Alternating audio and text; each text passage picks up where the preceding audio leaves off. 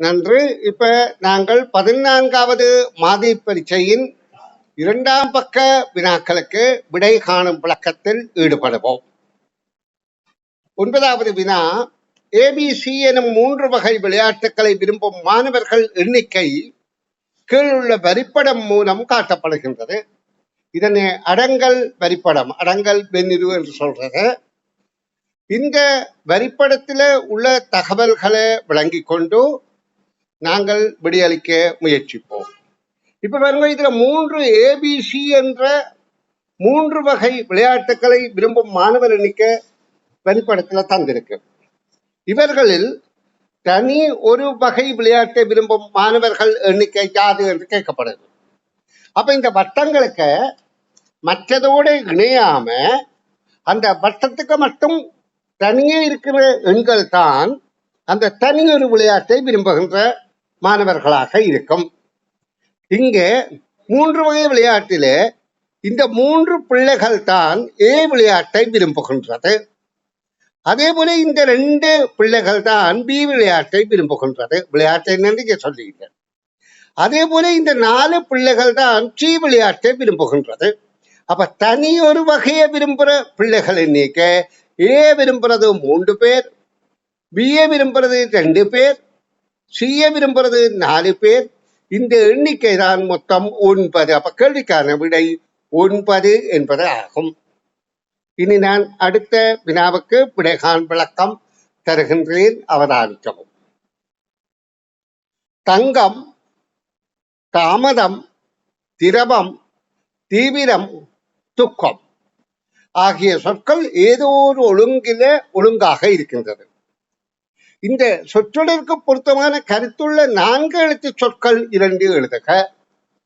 இந்த சொற்களின் ஒழுங்க பாருங்கோ.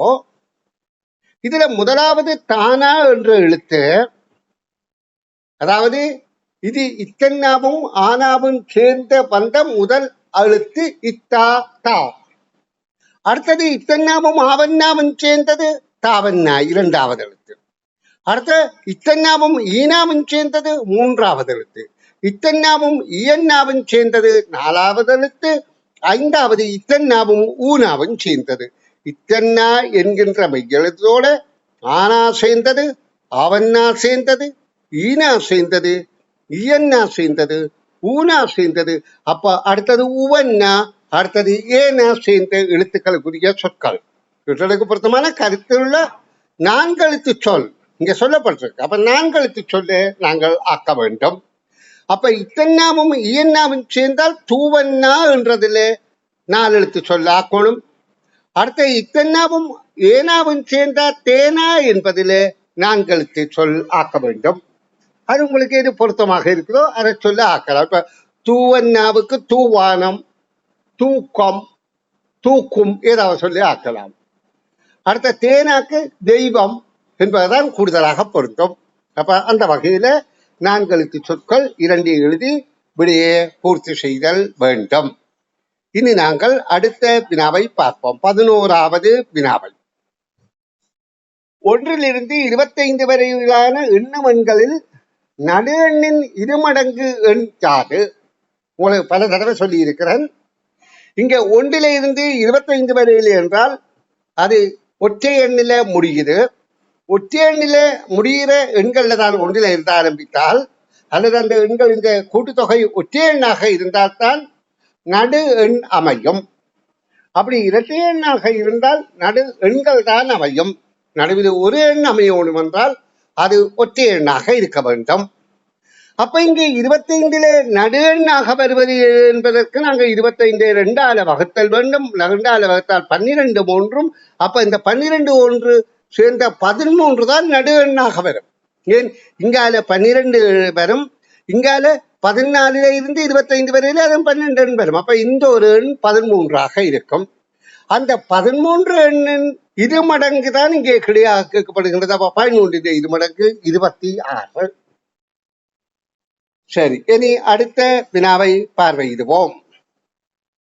கமலா தனது வீட்டில் இன்று காலையில் செல்லும் இடங்களுக்கு ஏற்ப அவளது நிழல் காணப்படும் பக்கங்கள் எவை? அப்ப எங்களுக்கு இதுல தெரியணும், சிலுவை அடையாளம் போட்டு வடக்கு கிழக்கு தெற்கு என்பது வலம் சுழியாக எழுதி காலையிலே சூரியன் இருப்பது எங்கே என்றால் வடக்கு கிழக்கு தெற்கு. சரியா? காலையிலே சூரியன் இருப்பது இது மேற்கு கிழக்கு திசையில.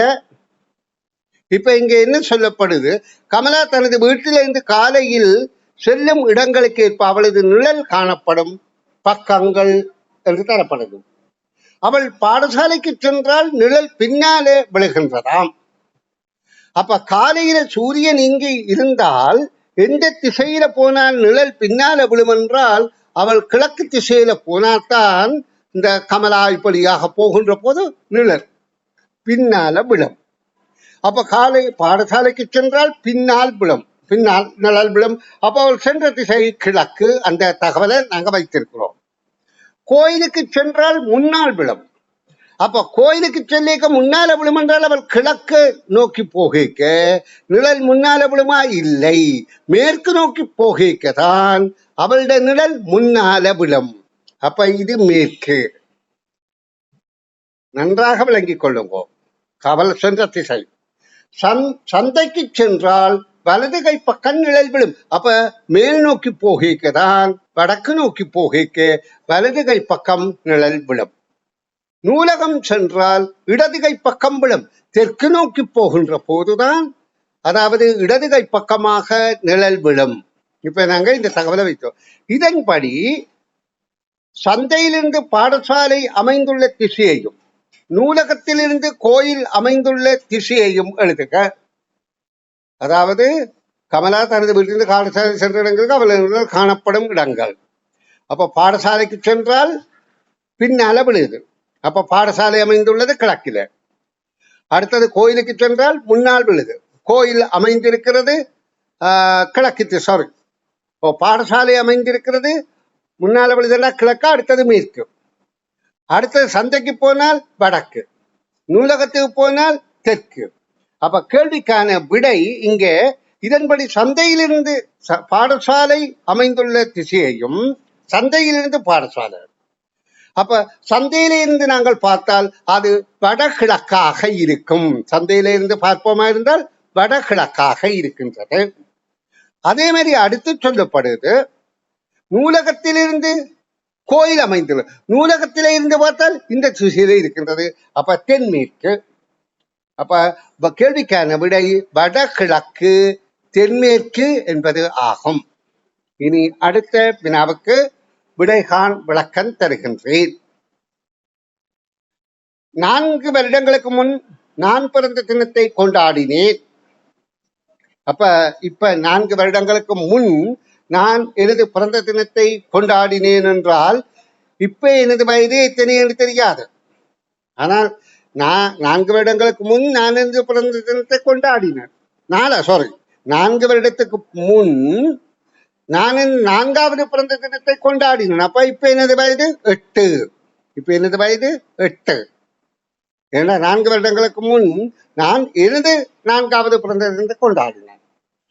அப்ப இப்ப எனக்கு வயது 8. அதோட அவ்வரிடம் எனது அக்காவின் தனது 10வது பிறந்த நாளை கொண்டாடினாள். அதாவது 4 வருடத்துக்கு முதல் 4வது பிறந்த தினம் என்றால் இப்ப எனக்கு 8. அப்ப அக்கா தனது 10வது பிறந்த நாளை அப்ப கொண்டாடி இருந்தால் இப்ப அக்காவின் வயது 8 நாளும் 12. அடுத்தது வருகின்ற வருடம் எனது தம்பி 7வது பிறந்த தினத்தை கொண்டாடுவான்.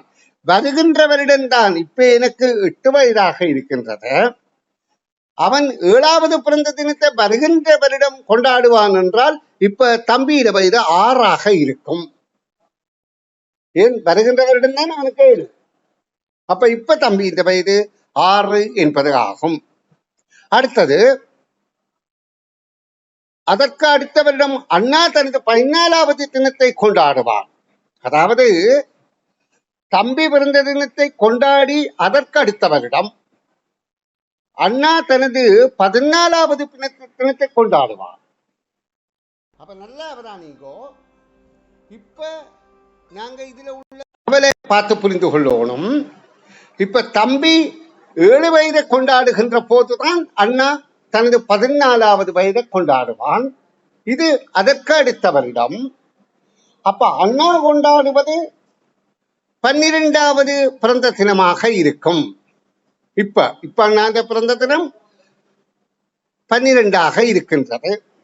இப்ப கேள்வி என்ன, இதுல அதாவது எனது வயது 8, என்னுடைய அக்கா தனது 10வது பிறந்த தினத்தை எப்ப கொண்டாடினாள்? 4 வருடத்துக்கு முதல் என்றால் இப்ப அக்காட வயது 16. இதன்படி கேள்விக்கான விடை இதுல என்ன கேட்கப்படுது? முதலாவது தம்பின்ற, அடுத்து என்னுடையது, அக்காவுடையது, அண்ணாவுடையது. அப்ப தம்பியிட வயது இப்ப 6, அடுத்தது எனது வயது 8, அடுத்தது அக்காவின் வயது கேட்கப்படுகின்றது 16, அடுத்தது அண்ணாவின் வயது கேட்கப்படுகிறது 12. இதுதான் கேள்விக்கான விடை விளக்கமாகும். இப்ப இந்த கேள்விகள்ல விளங்கிக் கொள்வதற்கு நீங்க கொஞ்சம் நிறைந்த ஆர்வம் உள்ளவராகவும் முயற்சி உள்ளவராகவும் இருக்க வேண்டும் என்று நான் எதிர்பார்க்கின்றேன். சரி, இனி அடுத்த 2 வினாக்களுக்கும் விடைகாண் விளக்கம் தருகின்றேன். பிற்பகல் 12:30 கட்டுநாயக்க விமான நிலையத்தில் இருந்து புறப்பட்ட விமானம் 4 மணி நேர பயணத்தின் பின் அன்றைய தினம் சிங்கப்பூர் நேரம் 7:30 சிங்கப்பூர் விமான நிலையத்தை அடைந்தது. இப்ப எங்களுக்கு தெரியணும், நாட்டுக்கு நாடு அது அமைந்துள்ளதை பொறுத்து நேரங்கள் வித்தியாசப்படும். இப்ப இங்கு சொல்லப்படுகின்றது பிற்பகல் 12:30 நண்பகல் 2 பிறகு கட்டுநாயக்க விமான நிலையத்தில் புறப்பட்ட விமானம் 4 மணி நேரம் பயணம் செய்து, 4 மணி நேரம் என்றால் 4:30 அது சிங்கப்பூர் விமான நிலையத்தை அடைந்தது. ஆனா அங்க நேரம் அப்ப 7:30 என்று சொல்லப்படுகின்றது. அங்க நேரம் பிற்பகல் 7:30. ஆனா எங்களுடைய நேரத்தின்படி அது 4 மணி நேரம் என்றால் 4:30 போயிருக்குது. அப்ப இதுல எங்களுக்கு என்ன தெரிகின்றது? எங்களுடைய நாட்டின் நேரத்தை விட சிங்கப்பூர் 3 மணி நேரம் அதிகம் என்பது. இப்படி இந்த அடிப்படையில கேள்விகள் அரசவருக்கையில வந்திருக்கு. அதன்படியே இதெல்லாம் தெரிஞ்சிருக்கணும். அடுத்தது, இதே அளவு பயண நேரத்தில் சிங்கப்பூரில் இருந்து காலை 8:30 புறப்பட்ட விமானம் இலங்கை வந்தடையின் நேரம் யாது? இப்ப எங்களுக்கு தெரியணும், சிங்கப்பூர் நேரம் எங்களை விட 3 மணி நேரம் அதிகம். அப்ப இப்ப நாங்க அங்க இருந்து புறப்பட்ட நேரத்தை 8:3 நாங்கள் 4 மணி நேரம் 3 மணி நேரம் அதிகம்.